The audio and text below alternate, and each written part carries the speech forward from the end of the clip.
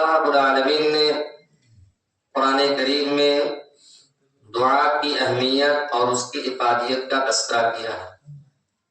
لیکن بطور خاص رمضان کے مہینے میں ہم سب کو خلوص و للہیت کے ساتھ اللہ رب العالمین کے حضور دعا کرنی چاہیے، کیونکہ رمضان کا مہینہ یہ دعا کا مہینہ ہے،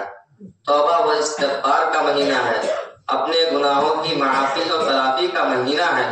اس لیے ہم سب کو اللہ کے حضور رو رو کر کے گریہ گزاری کے ساتھ اللہ رب العالمین سے اپنے گناہوں کی معافی اور تلافی کرنی چاہیے۔ آئیے دیکھتے ہیں اللہ رب العالمین نے قرآن کریم میں ارشاد فرمایا وَإِذَا سَأَلَكَ عِبَادِي عَنِّي فَإِنِّي قَرِيبٌ، کہ جب میرے بندے میرے بارے میں مجھ سے سوال کریں، مجھ سے پوچھیں، اور جب میرے بندے میرے بارے میں آپ سے سوال کریں تو آپ کہتے ہیں فَإِنِّي قَرِيبٌ، میں بہت ہی قریب ہوں، اجیب دعوت الداعی اذا دعانی،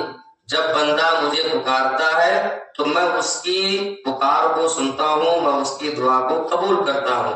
فَلْيَسْتَجِيبُوا لِي،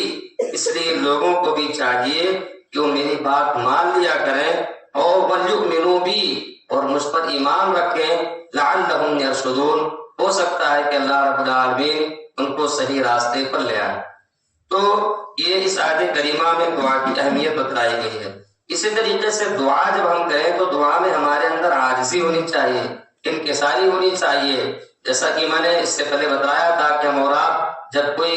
بڑے بادشاہ کے سامنے کوئی بڑی غلطی کرتے ہیں، ہم بڑی منت سماجت کرتے ہیں، بڑی گریہ گزاری کرتے ہیں، تب جا کر کے وہ ہماری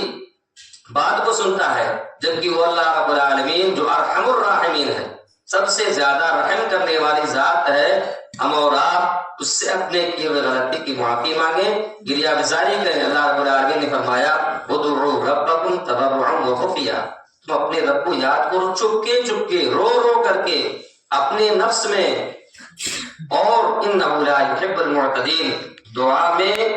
تجاوز کرنے والے، اعتداء کرنے والوں کو اللہ رب العالمین پسند نہیں فرماتا ہے۔ وہ اعتداء کی شکل کیا ہے کہ دعا کو جب دعا مانگی جائے تو ناجائز طریقے سے مانگی جائے، یا دعا کے جو آداب ہیں اس کے خلاف کیا جائے، تو یہ اعتداء کی شکل ہے، یہ چیز اللہ رب العالمین پسند نہیں کرتا ہے۔ اسی طریقے سے ایک حدیث ہے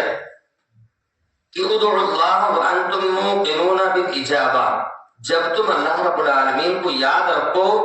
دعا کرو جب اللہ رب العالمین سے،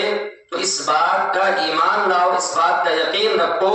کہ وہ اللہ رب العالمین ہماری دعاؤں کو قبول کرے گا، ہماری دعاؤں کو سنے گا۔ وَاعْلَمُوا أَنَّ اللَّهَ لَا يَسْتَجِيبُ دُعَاءً مِّن قَلْبٍ غَافِلٍ لَاهٍ، اور اس بات کو جان لو کہ اللہ رب العالمین اس شخص کی جو غافل ہیں، جو سست ہیں، جو کبھی اللہ رب العالمین کو یاد نہیں کرتے ہیں،